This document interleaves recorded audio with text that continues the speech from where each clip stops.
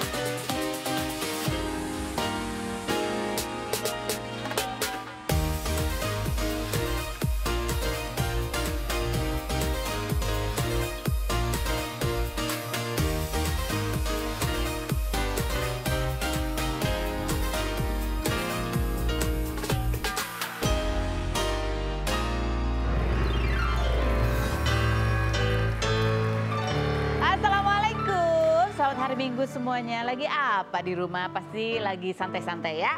Besok tapi hari Senin, jadi tetap semangat. Saya Kak Ros, siap menemani Anda di acara Rumi No Secret sama Daniel hari ini di pojok sana yang juga akan menemani kita.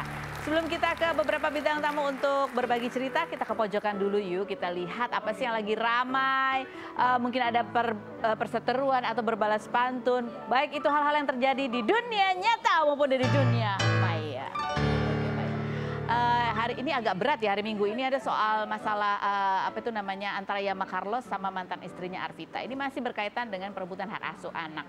Jadi kemarin kan tanggal 24 kemarin tuh kita ngundang Yama Carlos. Kayaknya habis itu sudah diwawancara lagi gitu sama Infotainment. Di situ dia keluar pernyataan apa istilahnya kekecewaan dia karena pada saat banding itu ternyata hak asuh anak jatuhnya ke tangan mantan istrinya. Padahal sebelumnya pada saat putusan cerai itu sempat Yama Carlos yang memenangkan gugatan gitu ya. Nah habis itu Arvita langsung menanggapi melalui sosial medianya, bunyinya sebagai berikut, coba kita lihat. Dia tulis gini ya, kan kita sama-sama berjuang, memang saya kalah di pengadilan negeri, namun saya tetap berjuang di tingkat berikutnya, bahkan sampai tingkat akhir nanti. Jadi bukan hanya Andia yang berjuang, weh katanya. Udahlah kita jogetin aja, Shay. Yang berikutnya komentarnya. Saat dia menang di PN dia bahagia, terima kasih dan bangga kepada penegak hukum. Lalu begitu kalah di PT malah tidak terima dan menuduh ada permainan di belakang. Kok lucu? Gitu, hashtag stop jadi badut. Yang berikutnya komentar lagi. Bagaimana saya mempertemukan anak saya dengan laki-laki yang temperamen dan arogannya masih tinggi sekali seperti itu. Masih aja mengolok dan menebar kebencian ke saya. Set. Padahal dari saya sudah banyak sekali macam usaha untuk baik-baik dengan Bapak Yama Carlos. Itu ada keramaian apa di situ ya? Saat beliau ulang tahun, Natal, tahun baru saya kirim ucapan gitu ya. Bahkan sehari setelah pemberitahuan putusan banding keluar, saya langsung DM beliau dengan baik-baik dan menawarkan untuk bertemu dengan Marco. Namun beliau tidak tanggapi dan dibalas dengan kebencian-kebencian seperti ini. Ku menangis, katanya ada lagunya ya. Ku menangis gitu. Ini ngomong-ngomong soal tanggal 24 Januari ini, si Arvita juga posting salah satu percakapan di DM-nya ya, direct message-nya. Memang mereka ternyata ada janjian tanggal 24 Januari jam 5 sore ketemu sama anaknya. Nah pas banget tuh tanggal 24 Januari jam 2 sampai jam 3 Yama Carlos ada di Rumpi. Seperti apa pada saat itu Yama Carlos ketika ditanya persoalan ini, kita lihat berikut. Salah satu poin yang sangat memberatkan yang akhirnya meruntuhkan hak asuhnya ADP adalah adanya dugaan perzinahan. Tetapi ketika pihak si perempuan yang ADP itu dan kelompoknya melakukan banding, hasilnya cuma 1 bulan keluar. Apakah ini hal yang wajar? Hal yang lazim? Hal yang normal-normal aja? Hal yang nggak perlu dipertanyakan? Tetapi ketika pihak si perempuan yang ADP itu dan kelompoknya melakukan banding, hasilnya cuma 1 bulan keluar. Apakah ini hal yang wajar? Hal yang lazim? Hal yang normal-normal aja? Hal yang nggak perlu dipertanyakan? Saya punya hak untuk bertanya kepada rekan-rekan saya yang sudah bisa dipertanggungjawabkan ilmu tentang hukum.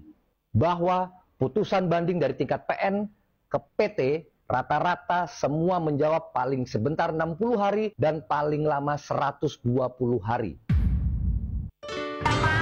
Atau fakta, sebenarnya kamu sih masih belum ikhlas-ikhlas banget ya hak asuh jatuh ke tangan mantan kamu gitu ya, dan sempat mau kasasi, tapi karena Karina menyarankan untuk ya udahlah ikhlasin aja, akhirnya kamu nurut. Fitnah atau fakta? Fakta. Fakta. Ikhlas itu bukan memutuskan perjuangan ke Marco ya, tapi lebih tenang, lebih ke ritual, lebih ke spiritual. Jadi nggak emosi lagi. Iya, itu. Nggak emosional ya. Ketimbang yang saya pergunakan hanya amarah, emosi, ya kan. Ya, padahal dia juga sempat pada saat itu ngomong juga, dia merasa ya kok dalam waktu yang lebih singkat bisa udah ada putusan kayak gitu kan ya. Komentar netizen coba kita baca, bunyinya adalah, Bang aku jelasin ya, dalam tiap tingkatan pengadilan mereka boleh mengadili sendiri atau judix facti, jadi hak tiap tingkatan pengadilan boleh buat putusan yang berbeda berdasarkan keyakinan hakim dan hakim yang mengadili. Jadi intinya ya sebulan itu bukan patokan kecepatan atau kelambatan gitu, nggak ada patokannya, itu putusan hakim akan keluar berapa lama gitu. Komentar lagi netizen yang berikutnya. Semangat Bang, sebagai ortu pasti mau hak asuh anak semua. Semoga cepat damai biar soal hak asuh bisa dibicarakan baik-baik dan kepala dingin ya. Oke, setuju. Yang lain berikutnya, mudah-mudahan masalahnya cepat selesai ya Bang gitu. Oke, terus ada lagi komentarnya. Ya ampun, makin panjang dramanya, harusnya gak usah keluar-keluar di sosmed Bang. Buktiin di pengadilan aja, inilah yang ujung-ujungnya ntar saling sindir. Nah itu aku masih penasaran, tanggal 24 kemarin janjian jam 5 sore kenapa gak jadi ketemu sih gitu. Ada apa sih? Apa karena apa? Kenapa? Ada apa? Ya udah, kita nanya sama orang yang datang hari ini aja ya. Ada Pamela Savitri, kemarin itu dia mengunggah sendiri video pada saat dia tampil di sebuah acara, terus dia jatuh ya. Dan itu aku salah fokus, bukan pada saat jatuhnya, tapi ya kita lihat aja videonya yang sudah di blur berikut ini. Momen Pamela Savitri jatuh dari panggung ngakak abis. Ya Allah, aku pasrahkan diriku sepenuhnya pada saat ini kepada penguasa langit dan bumi. Aku ikhlas ya Allah. Aku ikhlas.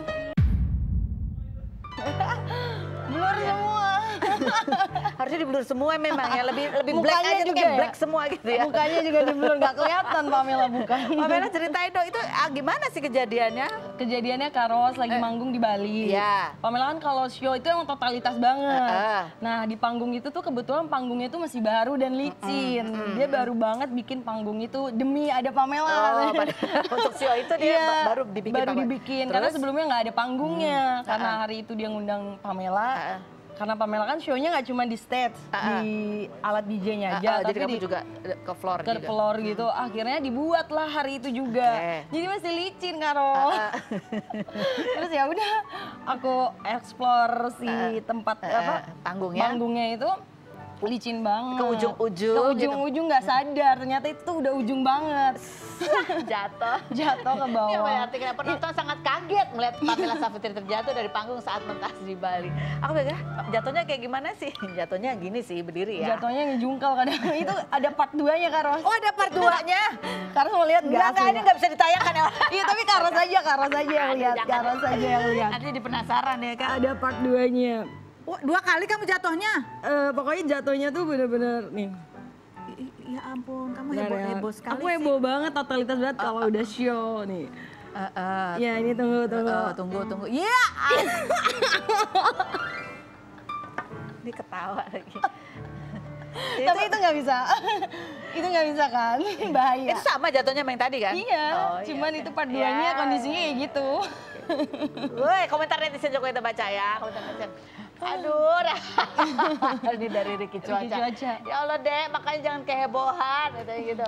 Yang berikutnya, kasihan panggungnya. Banyak yang bilang sih menang banyak security-nya. Panggungnya lecet.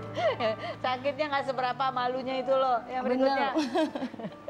Pak security, beban yang berat sudah aku tanggung Beban banget bawa. Tapi habis itu 2 gunung jatuh. Pas ada jatuh itu, terus kamu masih bisa manggung lagi? Akhirnya tetap manggung lagi, lanjut. Lanjut ya. Ini sampai pada biru-biru. Itu baru kejadiannya? Iya, Bali kemarin belum lama. Belum lama. Iya. Tapi kan itu kan sebenarnya pernah di posting ada di TikTok gitu kan, ya kan. Terus ya, tapi nggak terlalu gimana. Terus akhirnya kamu posting. Kenapa kamu posting sendiri lagi sih? Lucu aja. Lucu. Jadi kamu nemu postingan orang yang Iya, yang udah yang udah edit. Lucu nih kata aku. Untung part yang 2-nya nggak ada yang Kenapa lucu? Menurut kamu jadi lucu ya? Ya lucu, jadinya kayak lagi perform bener-bener jatuh tuh nggak disangka-sangka gitu. Berapa kali punya pengalaman yang serupa lah? Pernah beberapa kali, cuma nggak sampai ke video gitu Kak Ros.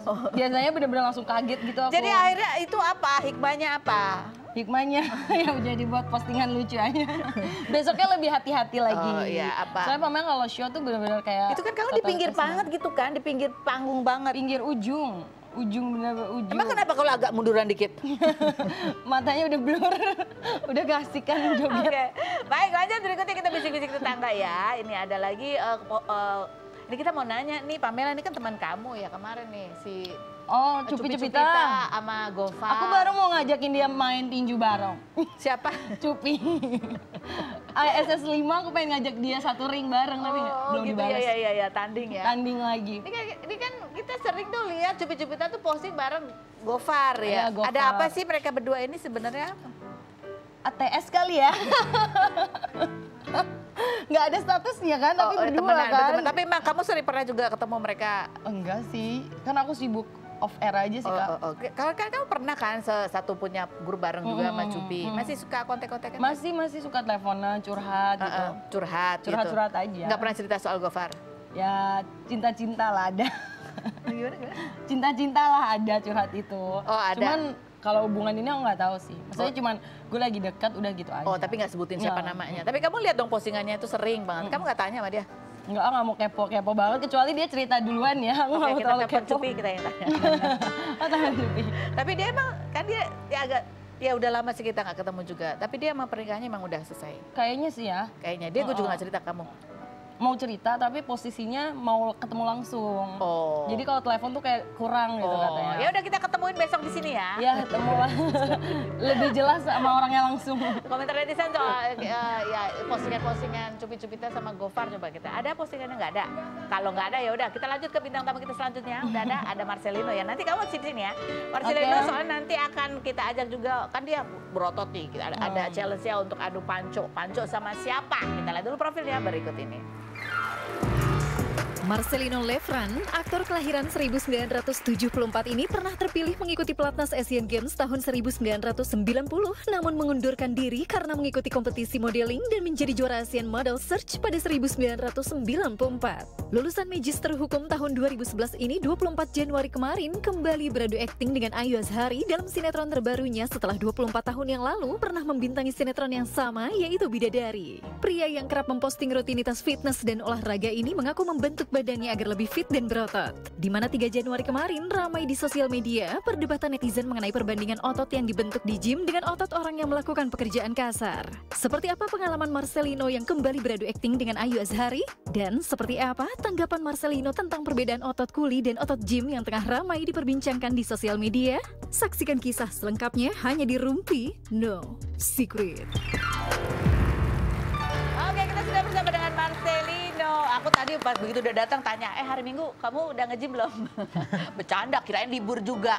Ternyata jawabannya apa? Belum, habis ini. Habis ini nge-gym. Nah ini yang menarik nih dia, Marcelino kemarin juga posting di TikToknya.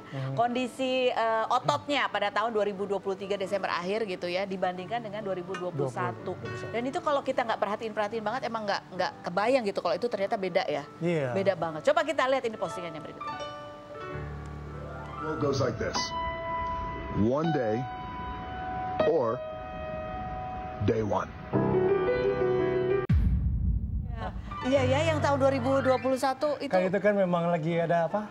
Covid kan. Covid ya. Jadi mager semua kan. Termasuk aku. Termasuk kamu. Jadi ya. kamu tuh pernah ya punya masa di mana agak besar gitu ya, ototnya ketutup. Ototnya ketutup. Tapi tetap gede gitu. Iya, tetap gede, bulking gitu jadinya. Cuman di situ aku mau nunjukin bahwa dengan berat segitu, maka aku taruh note kan di sebelah, itu beratnya 85. Sama-sama 85. Sementara yang pertama itu 84. Nah, jadi itu merubah pemikiran orang bahwa kalau mau dapat badan yang ideal harus kecil, harus kurus. Itu Ternyata enggak. Jadi ada sel-sel di tubuh kita badannya ini diganti. Jadi yang lemak dan air yang berlebihan itu di-replace sama otot. Dan jadi otot itu memang kadang-kadang lebih berat ya? Iya, kurang lebih sama. kurang lebih sama. Jadi kalau berat badannya, kalau kita berotot, rajin olahraga, terus berat badannya nggak turun-turun, itu nggak perlu khawatir. Iya, jangan gitu panik. Ya. Karena orang kadang-kadang paranoid kan. Aduh, timbangan lagi, nimbang lagi. Tapi coba ukur pinggang. Celananya melonggar. Terus gini, dilonggar-longgarin ini. Oh iya. Ya, terus mungkin juga orang kadang-kadang nimbang itu bukan beratnya yang perlu diperhatikan ya, tapi massa otot ataupun juga lemak visceral fatnya gitu ya. Sebenarnya jangan diperhatikan, misalnya ada juga yang ngukur in body-nya, jumlah air. Itu sebenarnya hal-hal timbangan apa segala jangan dijadikan patokan, tapi yang penting jalanin aja. Jalanin, jangan patok-patok ke situ dulu. Nanti lama-lama badannya akan membaik. Ntar begitu celana baju longgar, ternyata tambah ototnya lebih menarik. Tapi begitu lihat timbangan, kok sama yang sebelum latihan? Jadi nggak usah bolak-balik nimbang dulu ya. Iya. Salah dong berarti aku. Habis nge-gym timbang, olahraga aja belum, udah nimbang. Iya. Nah tapi yang menarik adalah kamu cerita di tahun 2021 itu juga ya selain memang COVID ya banyak di antara kita juga yang ya banyak yang kehilangan pekerjaan dan sebagainya. Itu juga kamu mengalami masa-masa yang menurut kamu. Especially sih itu gara-gara ada satu momen sedih sih. Aku kehilangan papaku karena COVID dan itu yang membuat aku tuh drop. Males olahraga, males gerak, sedih. Jadi makan berlebih, makan tidur sedih. Nah itu yang bikin aku tuh sampai akhirnya badannya seperti itu. Terus kemudian di Desember itu akhirnya aku dapat tawaran untuk kerjaan di awal 2022.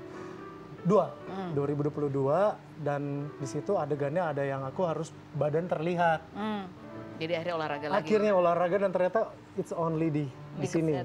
Ya mindset. Maksudnya gimana? Jadi kita harus ada tujuan dulu nih untuk bisa kembali. Nah akhirnya benar itu yang benar-benar memperbaiki. Walaupun sempat akhirnya COVID juga positif waktu itu kan di bulan Februari 2022. Tapi nggak bisa, begitu sembuh hajar terus lagi, olahraga lagi, makan sehat lagi.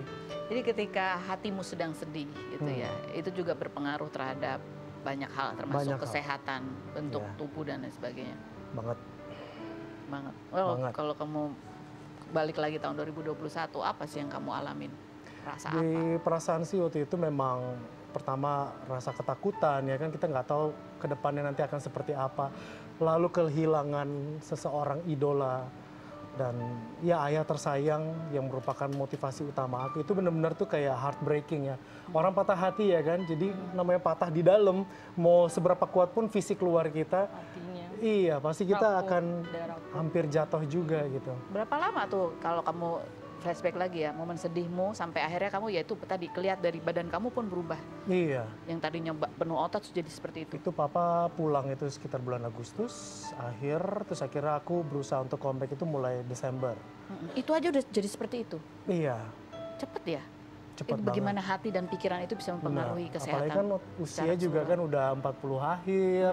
Jadi itu memang yang benar-benar harus di-aware sama orang-orang yang seumuran dengan saya juga. Jadi ketika kamu sedih, ketika kamu tadi patah hati gitu ya, apa rasanya juga males gitu, maunya tidur aja. Males banget, more than mager. More than mager? Iya, karena di dalam kan. Terus badan kerasa apa waktu itu? Pasti beda juga nggak? Ada yang lebih sakit-sakit atau apa gitu nggak? Nggak sakit-sakit, tapi pokoknya jadi lebih males aja rasanya. Ya rasa sedih yang akhirnya malas mau ngapa-ngapain, nggak bisa diutarakan dengan kata-kata sih. Itu benar-benar kayak energi kita drain. Kesedot gitu. Jadi akhirnya kamu bisa banget itu ketika ada kegiatan. Ada kegiatan, aku langsung merubah dan keinget juga kata-kata papaku bahwa jaga nih dua anak kamu. Itu juga. Jadi oh iya aku harus kerja, aku harus bangkit, aku harus ya kan. Jadi itu juga jadi breakthrough aku.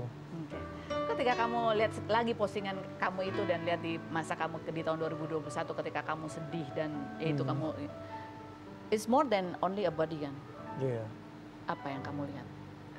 Aku melihat sih ya I feel way much better. Jadi lebih kalau aku bilang malahan kayak apa namanya badan itu evolving menjadi ke kondisi yang lebih baik. Kalau pada saat yang kamu lihat yang ini sebelumnya, apa yang kamu rasain di momen ini kamu lihat apa? Aku sih ngelihatnya ini ya, ada sesuatu di dalam sini, kayak ada awan kali ya di dalam kepala. Kalau di sini udah kayak lahir baru ya, Kita udah, dan itu juga aku juga badan seperti ini nggak direncanain. Iya. Karena aku pikir juga sama seperti orang kebanyakan bahwa oh kalau kamu bisa turunin berat badan berarti udah paling bagus. Tapi ternyata tiba-tiba berat aku loh 81. Tapi begitu lihat badan kenceng kok, tetap urat-urat masih keluar dan segala macam. Dan begitu aku ukur body fat aku turun sampai 12%. Dan waktu itu sempat sampai 10. Jadi badannya ini maksud kamu ya?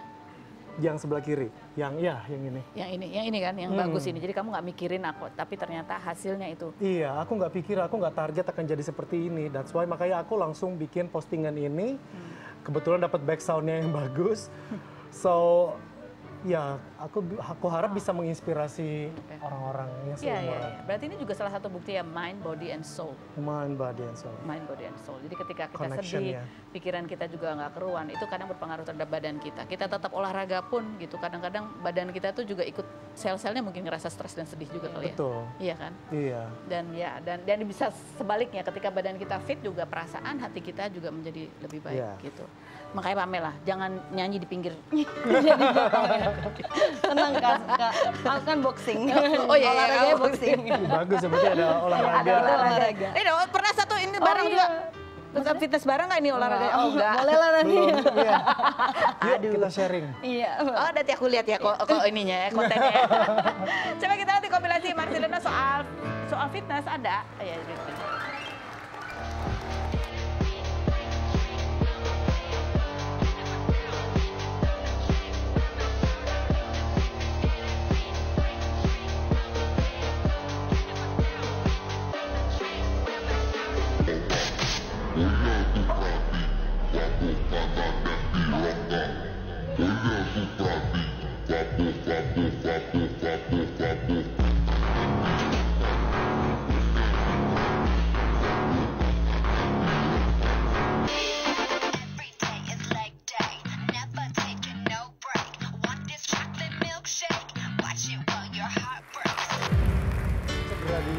Nah ini ada yang mau di-share sama maksudnya tadi yang pas apa itu namanya? Iya, leg press. Leg press. Jadi aku juga nggak nyangka ternyata aku bisa leg press sampai 400 kg. Jadi asumsinya adalah aku kan dulu pernah kecelakaan waktu syuting sinetron action zaman dulu. Sehingga lutut kirinya jadi seperti ya ada sempat udah sampai sembuh sih di kemo, tapi akhirnya ada rasa takut, ada khawatir, aduh nggak mau berat-berat takutnya terkambuh, kambuh dan geser, sekarang udah umurnya udah di atas 30. Tapi justru itu salah. Justru itu salah. Justru kita harus masa otot itu yang harus kita naikin karena otot itulah yang ngebungkus sendi. Tulang di bawahnya. Melindungi sendi ya. Iya. Yang penting kita tahu porsi latihannya, tidak berlebih, kita tahu kita mampu, ya udah. Jadi kamu sempat takut tuh melakukan leg press yang penting satu sih, konsumsi protein aku tuh di atas rata-rata. Apa? Konsumsinya apa? Protein. Aku belakangan ini minimal satu hari itu 5 butir telur rebus. Harus habis sekali makan dan kuningnya. Kuningnya aja? Putihnya enggak? Putihnya, sama putihnya juga. Sama putihnya juga. Terus jadi, apa lagi? Whole eggs. 5 telur, ikan-ikan apa segala macam. Nah, di sisanya itu adalah sayur, buah-buahan, snacknya. Buah-buahan. Kalau mau pengen yang manis-manis, ambilnya dari buah-buahan. Pisang, grapes, dan itu kamu nggak mikir ya? Karena cowok beda sih sama cewek. Kalau cewek dikit-dikit nimbang kita ya. Begitu naik dikit kita stres gitu ya. Iya. Kamu nggak pernah nggak gitu ya? Enggak, nimbang sekali-sekali iseng aja. Justru malah pengen tahu. Ini kok otot aku kayaknya size-nya tambah, berarti nimbang. Cuman nggak mau berlebihan juga. Oh iya, nanti kalau aku nambah berat badan, aku bilang, aku ototku yang nambah. Iya, menyenangkan. Oh iya, nah ini tadi dia juga cerita jadwal nge-gymnya jadi berkurang karena ada masuk series juga. Dan ini yang kamu bareng Ayu Azhari ya? Iya. Oh, ketemu lagi ada banyak komentar netizen. Ya Allah, mama papa, siapa? Bidadari. Bidadari, dia bidadarinya. Ketemu sama papa Lala lagi. Ya ampun, setelah berapa tahun ini? 24 tahun. 24 tahun ya Allah, zaman dulu. Zaman sekarang. Masih ini cabi. Tapi ini film laga ya? Film laga? Ada laganya. Oh ada laganya, makanya jadi kamu... ada fantasi, romance. Oh, gimana suka dukanya ketemu lagi gitu, satu frame lagi bareng seru gitu? Sih. Kemarin kita ada scene bareng berdua yang romantis. Ya kan? Terus? Sayang sih dia gak datang ke sini. Jadi lucu, kita pegangan tangan, dan saling pandangan cinta. Terus lucu, Ayu begitu cut, aduh aku udah lupa katanya rasanya romantis lagi. Terus lucu banget, terus Itu lucu banget, terus aku bilang udah nggak apa-apa, lihat aku aja. Terus ya udah akhirnya aku yang misalnya like squeezing, maksudnya jadi karena kita udah saling kenal, jadi kita paham apa yang harus kita lakuin. Yang penting aku udah ngomong, Kayu ntar kita ini ya gitu-gitu. Iya. Tapi bener nggak dulu kamu pernah naksir sama Ayu Azhari? Jujur. Kan zaman dulu 20 sekian tahun yang lalu. Oh iya, aku ingat ada netizen yang nanya tuh. Pernah nggak sih 20 tahun lalu katanya? Aku sih nggak jawab, cuman aku jawab di sini aja. Waktu itu totally kita profesional sih. Kirain mau jawab yang gimana? Enggak, soalnya aku waktu itu memang ngefans ngelihat Ayu Azhari kan. Wow, seorang artis pemain film yang begitu ini. Terus sekarang kerja sama bareng. Ya, aku berusaha ya profesional. Waktu itu pertama-tama ketemu tuh yang zaman dulu tuh deg-degan juga kan? Kan main sama idola beda rasanya ya? Iya, beda pasti beda. Agak terintimidasi gitu nggak? Enggak sih. Enggak. Aku ya pokoknya justru yang ada di hati adalah aku harus berakting sebaik-baiknya dan jangan sampai take-nya banyak. Kan malu, take 1, take 2, aduh salah melulu. Wow, makin... Dia, Ayu suka marah gitu nggak kalau ada pemain yang take-nya berkali-kali? Kebetulan sama aku dia manis. Jadi Tabarin di sinetron yang sekarang ini ada adegan mesranya ya? Yang sebelumnya kan nggak ada? Sebelumnya nggak ada. Awkward gitu ya, lucu banget. Lucu. Oke, baik. Nah ini kan dia udah olahraga ya kan Pamela ya. Sekarang kita akan memberikan semangat. Kita akan beri tantangan buat Marcel untuk adu panco. Aduh. Sama? Gak apa-apa kan, ini panco bisa dong ya kan? Sama kan olahraga, ha? Sama aku. Sama siapa? Setelah berikut ini, jangan kemana-mana. Tetap Sama dia boleh.